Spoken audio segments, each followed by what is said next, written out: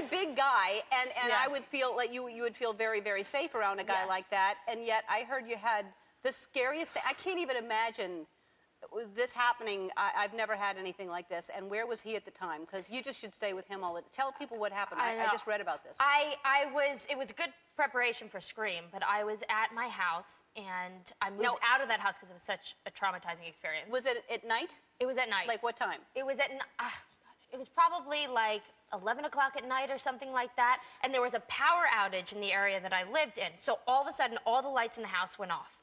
And then, like a minute later, they came back on. And then I heard this rattling at my office door, and I just went into panic mode. Somebody was trying to get into my house. And my dogs were going crazy, and your brain moves so quickly when you have that much adrenaline going through you. So I ran and got my taser. I do have a taser.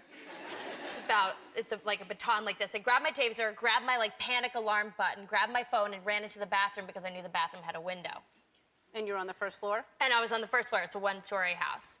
And I was sitting there, and it was like 15 minutes, 20 minutes, like nobody was coming. And I was like, I'm not sticking around here to find out if somebody's going to come barging in or not. Because your alarm was going off. It was going off. But you don't know if they were in the house or not. I don't know if they were in the house. The alarm was so loud. The dogs are barking. They were going crazy. And so I shimmied out of a window. It was about yay big.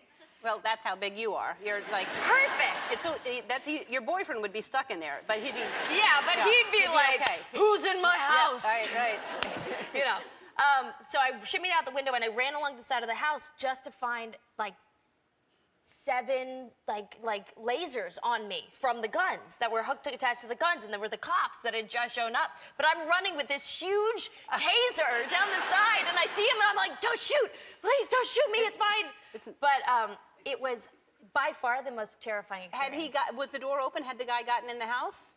Do you even know? When I got back, I think maybe he heard the dogs, and I'm assuming it's a he. Girls are perfectly capable of that, too. Yeah.